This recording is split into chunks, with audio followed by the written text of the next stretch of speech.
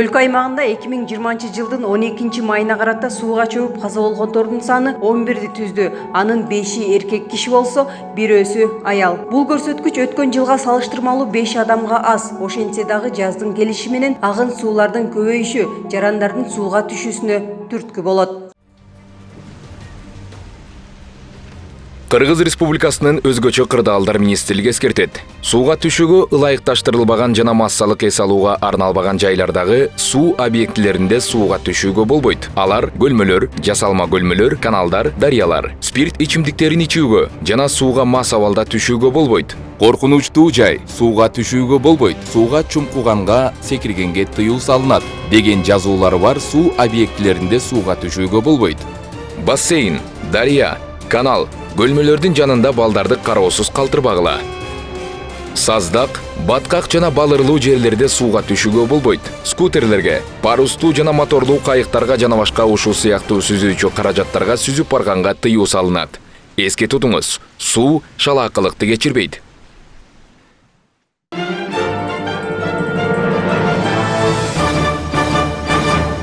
Өзгөчө кырдаалдар министрлигинин суучулдар кызматы ата-энелерге жана жарандарга кайрылуу жасайт. Балдардын коопсуздугун башкоруунга коюусу керек. Өзгөчө күнү сыган маалда сууга түшүү мезгили башталганда мындай кырсыктардан оолак болууга чакырат.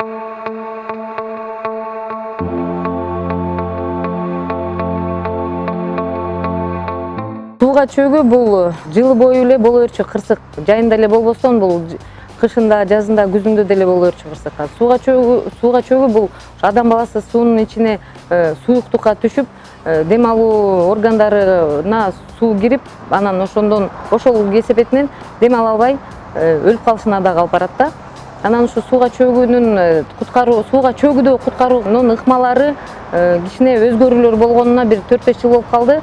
Муну деген Европанын реаниматологдорунун кеңешинин берген кеңешмелеринен чыкканда, сууга чөккөн адамды алып чыккандан кийин эч качан эч түрдө тизеге коюп, курсагы менен жаткызып, аркасынан чапкылап, аркасынан ушалап, укалап коюунун кажети жок. Сууга чөгүп аткан адамды алып чыккандан кийин көрдүк да, суудан секирген жок, моюн омурткалары бүтүн деп өзүбүзгө уверен болсок, анда акырын капталдатып, оозунда сууларды чыгарып, туруп, кайра акырын чалкасынан коюп туруп, анан мынтип эгин көтөрүп койсок эле, эгин көтөрүп туруп, оозун ачып коебуз. Анан мына могу төшүнүн ортосунан, эки могу үрпүнүн ортосу, биякта могу мечевидный отросток деп коебуз, ошону алабыз. Төшүнүн могу ортосунда ямканы алабыз да, ошолордун ортосуна алаканыбызды, манжаларыбызды ошо жана төш жагына каратып, алаканыбыздын могу кырын ортосуна коюп туруп, анан 30 жолу бир 4-5 тереңдикте, 4-5-6 сантиметр тереңдикте басышыбыз керек да, абзел ошоникен. Бастыкты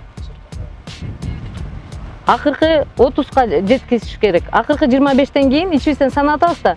25, 26, 27, 28, 29, 30 деп басып туруп, дароо бизден бир мата алып алышыбыз керек өзүбүздүн ден соолуктун коопсуздугуна.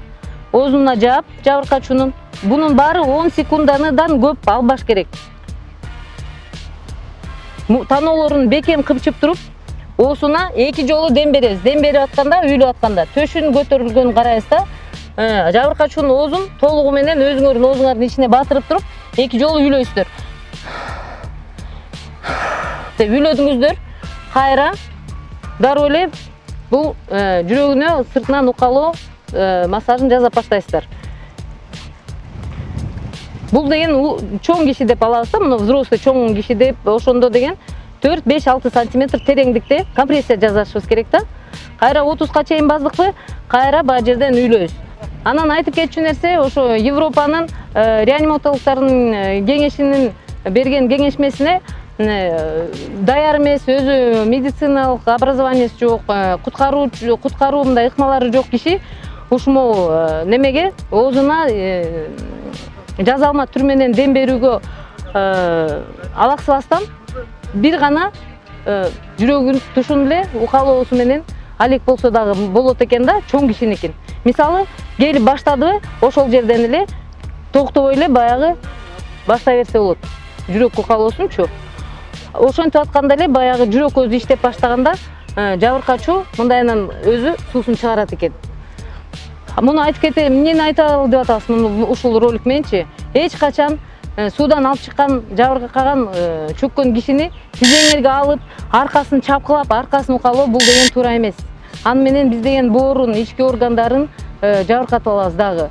Андан кийин баягы биз реанимационный өзүбүздүн немелерибизди, ыкмаларыбызды кылып атканда жабыркачу өзүнө келди. Өзүнө келгенден кийин бул колун, мен өз жагыма турган колун жагына таштап коем. Бул бутун бүгүп коем. Бул 100 килограммдык, 150 килограмм аябай чоң киши болсо дагы акырын ушу тизеси менен чыкканынан эле мындайынан буруп коесуздар. Ошондо өзүнө келди. Андан кийин кусса дагы, осунан дагы суу чыкса дагы анын баары өпкөсүнө, дем алуу жолдоруна тийбей, капталынан акырынан чыга берет дагы. Андан кийин тез жардамды күтөсүздөр да, келген тез жардамга сөзсүз түрдө тез жардамга өткөрүп бериңиздер абзел. Сөзсүз түрдө. Тез жардам албайт деген ал болбогон кеп. Алат. Тез жардам суудан алып чыктык, ошо суудан алып чыккандан кийин ушундай болуп десек, сөзсүз түрдө алат. Ошону тез жардамга салып беришиңиздер керек болот да. Бул көрүнүш адамды сактап калуунун бирден бир жолу. Ал эми күнүмдүк турмушта шараккан сууга жакын жерде ойноп жатып, агып кеткендер да жок эмес. Анын үстүнө жаз мезгили келип, күн жылыганда суулардын агымы да көбөйө баштайт. Бул учурда сууга түшүп кеткен жарандарды издеп куткаруу иштеринде бир топ кыйынчылыктар жаралат.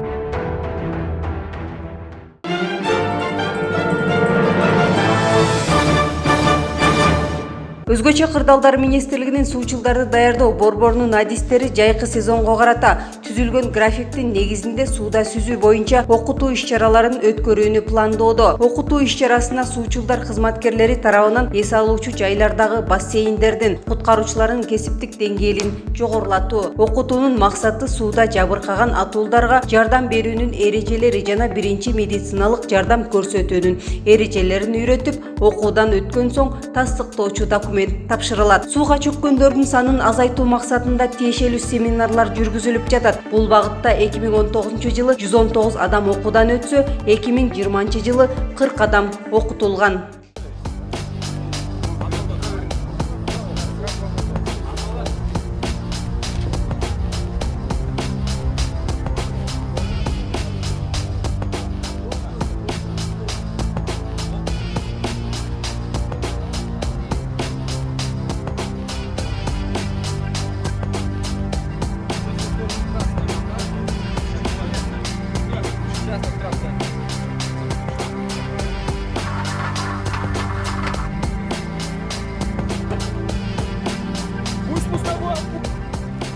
Суу астындагы издөө иштерин жүргүзүү, изилдөө иштери Өзгөчө кырдаалдар министрлигинин суучулдар кызматы жана куткаруучуларга тиешелүү. Бүгүнкү күндө аталган борбордо 11 суучул куткаруучу иш алып барат. Суучул болууда татаал кесиптердин бири. Биринчиден ден соолугу сак болуп, көзүнүн көрүүсү жакшы болуу керек. 112 кызматы бул өзгөчө кырдаал жаралганда жаратылыш кырсыктары, укуктардын бузулушу, орлардын дүрт этүүсүндө жана энергетика тармактардагы аварияларды чакыра турган бардык чукул кызматтардын бирдиктүү номуру. Чалууларды кабыл алуу бүткүл Кыргызстанда ишке ашат. 112 номуруна чалып, жарандар чукул кызматтардын кепилдүү жардамына эгедер болушат. Ошондой эле 112 кызматы окуя болгон жерге бир нече чукул кызматтарды жөнөтүүгө мүмкүндүк ачат. Эми силер чалууну 112 Кыргызстан уюлдук колдонмосу аркылуу жүргүзүп, окуя болгон жерден сүрөт же видео жөнөтө аласыздар. Өзүңөрдү жана жакындарыңарды сактагыла. Сууга түшүү мезгили башталгандыктан коопсуздук чараларынын алдын алуу багытында Өзгөчө кырдаалдар министрлиги жылдын 4 мезгили бою өлкөнүн бардык аймактарында сууга түшүүчү жайлардын ээлерине коопсуздукту сактоо боюнча эскертмелерди берип, арасында маалымдоо, түшүндүрүү иштерин жүргүзүп келет. Бүгүнкү күндө суудан куткаруу боюнча башкача ыкмада иш алып баруу мезгил талабы.